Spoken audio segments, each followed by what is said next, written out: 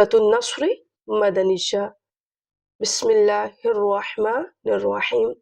इज़ा जाअ नस्रुल्लाहि वल फ़त्ह वरअयतन अन्नास यदखुलून फ़ी दीनिल्लाहि अफ़वाजा फसब्बिह बिहम्दि रब्बिका वस्तग़फिर इन्नहु कान तव्वाबा।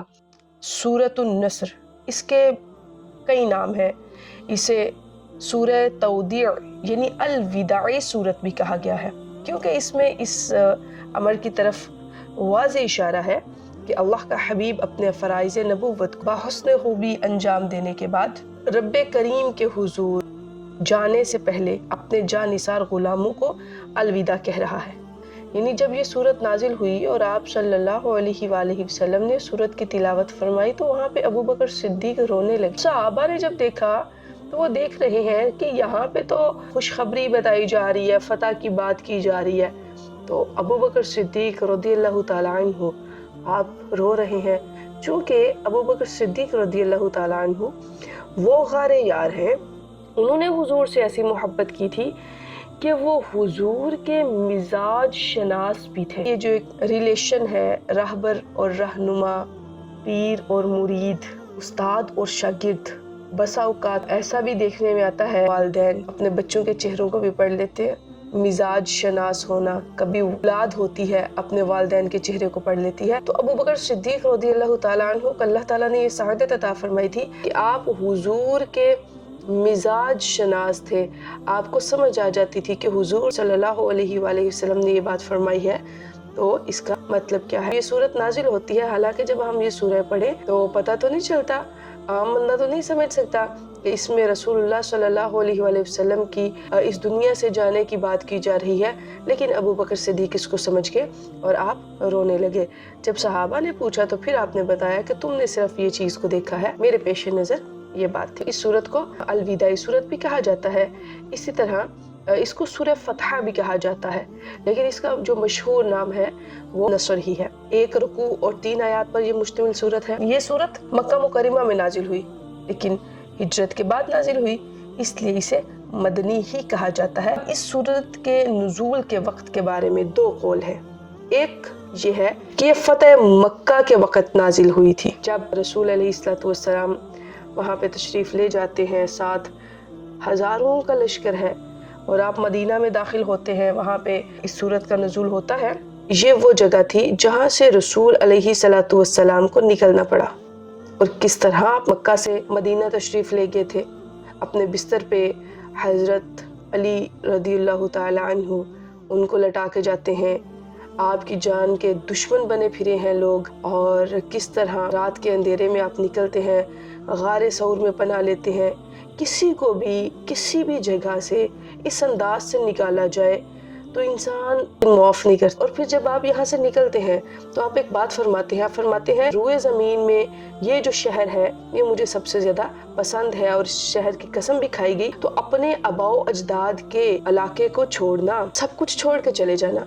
और फिर जहाँ पे खाना काबा भी है, तवाफ भी किया जाता है, तो वो लम्हा कितना पेनफुल होगा, उन लम्हात में क्या फीलिंग्स होंगी, हम तो इसको सोच भी नहीं सकते। लेकिन ये वो जगह थी जहाँ पे रसूलुल्लाह सल्लल्लाहु अलैहि वसल्लम को हिज्रत करने पर मजबूर किया गया था, और सिर्फ एक जानिसार अबू बकर सिद्दीक आपके साथ थे। आज जब हुजूर अलैहिस्सलातु वस्सलाम 10,000 के लश्कर जरार को साथ लेके मक्का में दाखिल हो रहे हैं, अहले मक्का ने इतना बड़ा लश्कर आज तक नहीं देखा था। हर कबीला का अपना अपना रिसाला है, घोड़ों और ऊंटों पर सवार है, जिस्मों पर आहनी जिरहे हैं और सरों पर फौलादी खुद चमक रहे हैं जो उनकी कैप्स होती थी।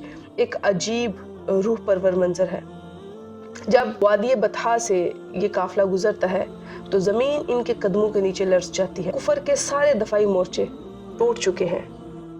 वो जो एक तूफान था, वो जो एक बपा हुआ था, जो मुखालिफिन है वो सहम कर रह जाते हैं।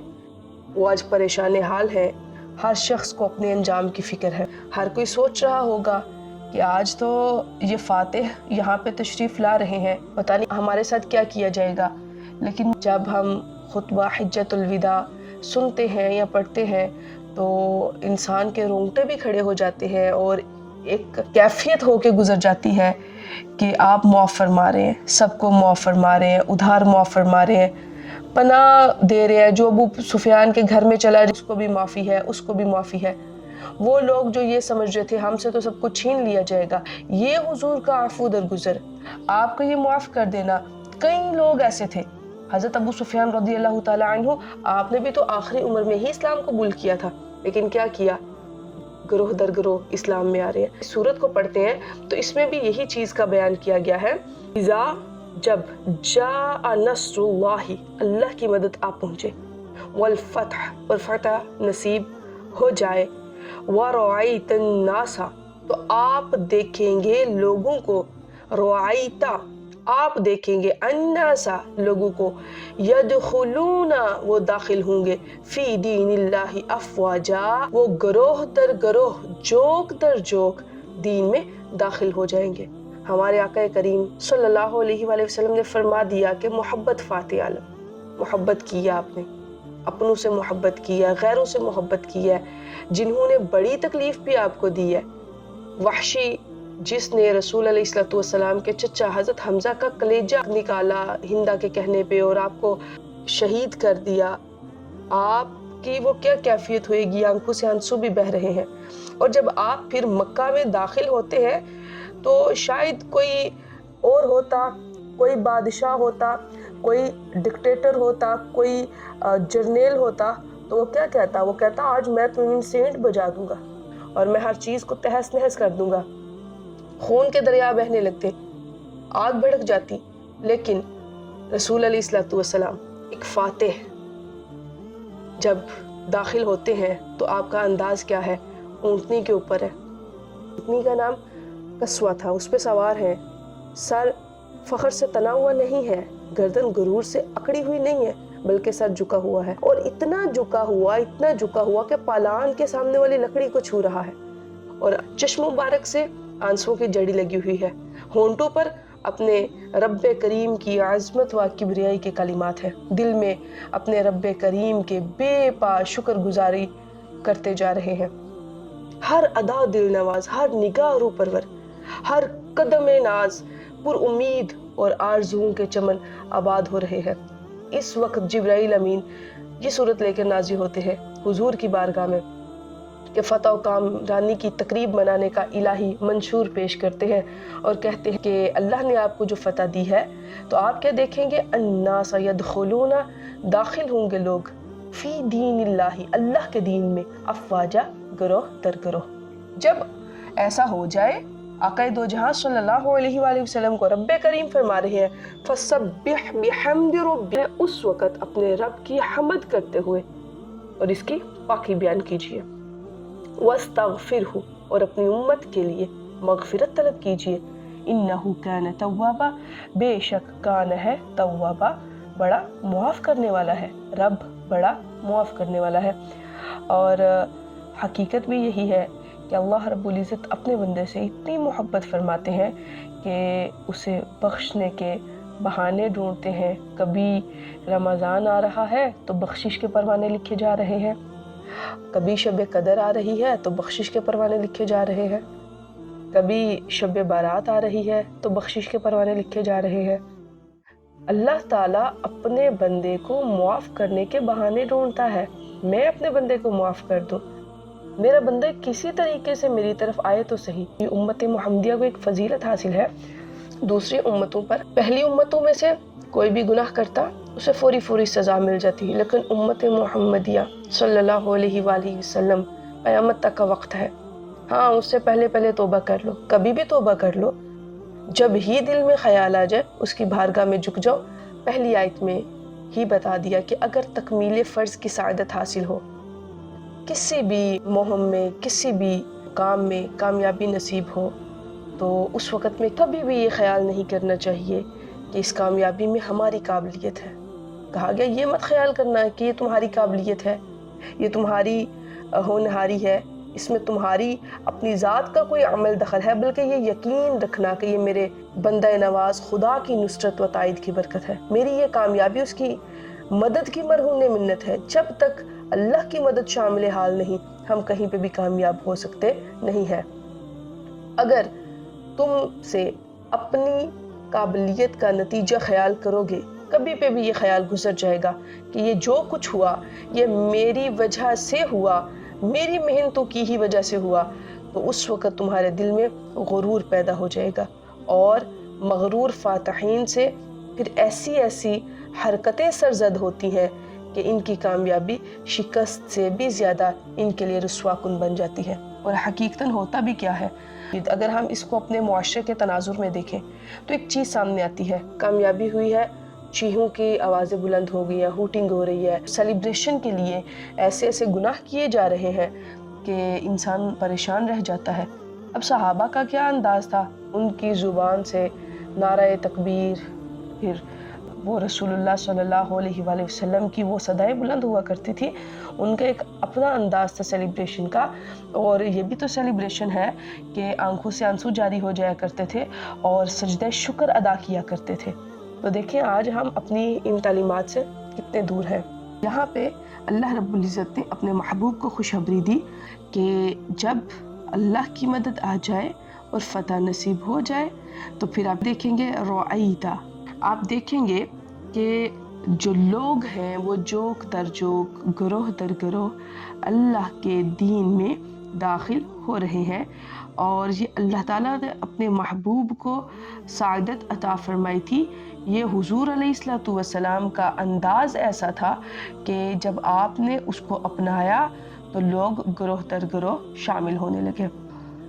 فَسَبِّحْ بِحَمْدِ رَبِّكَ وَاسْتَغْفِرْ، اہم نقطہ بیان کیا، اس اسلوب کو سمجھیے گا۔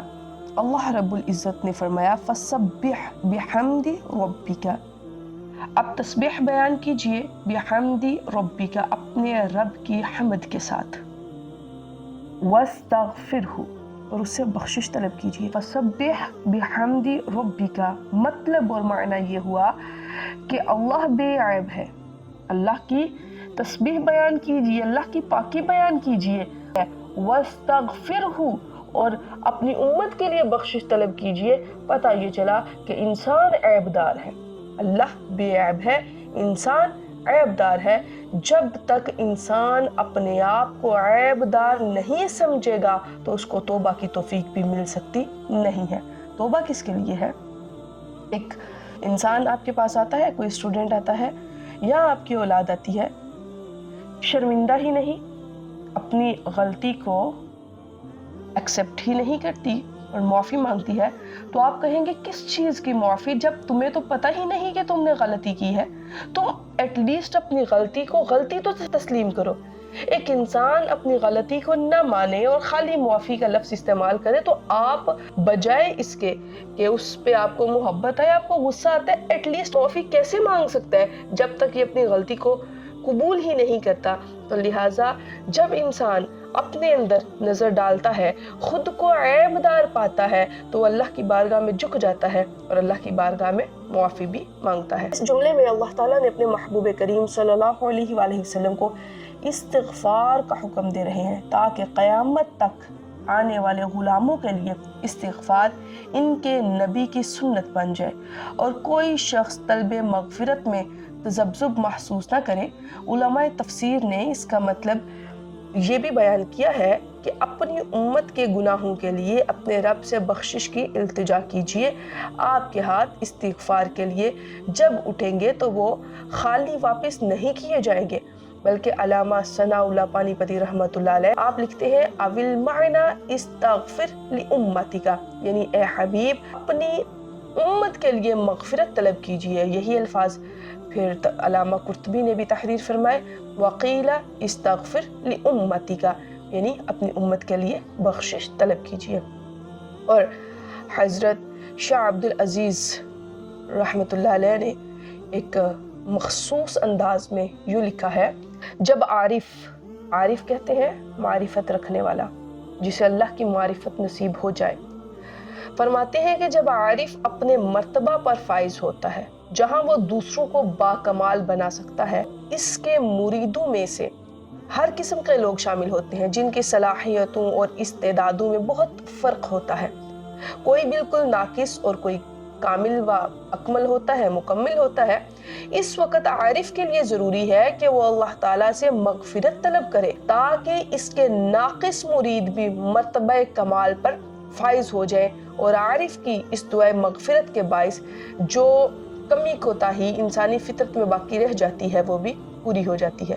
آخر میں فرمایا انہو کان توابا، اللہ کی صفت کو بیان کیا گیا، تو اس کا ایک معنی تو یہ ہے کہ وہ بہت توبہ قبول کرنے والا ہے۔ جب کوئی گناہگار اس کے در کرم پر پہنچ جاتا ہے تو اس کی رحمت، اللہ کی رحمت اس کا استقبال کرتی ہے اور اس کے گناہوں کو معاف کر دیا جاتا ہے۔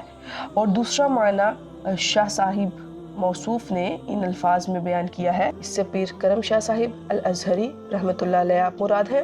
اللہ تعالیٰ اپنی نگاہ فیض سے ناقصوں کی طرف متوجہ ہوتا ہے تو اس کے نقص کو کمال سے بدل دیتا ہے۔ اے اللہ کے رسول صلی اللہ علیہ وآلہ وسلم، اس کی رحمت سے ذرا بعید نہیں وہ آپ کے طفیل، آپ کے ناقص امتیوں کو مرتبہ کمال پر فائز فرما دے۔ اور آقا دو جہاں کی جو نسبت ہے یہ بڑا کمال رکھتی ہے، اور محشر کے میدان میں جو جو رسول اللہ کی نسبت سے پہچانے جائیں گے پھر ان کے لیے شفاعت بھی ہے اور ان کے لیے بلندیاں بھی ہے۔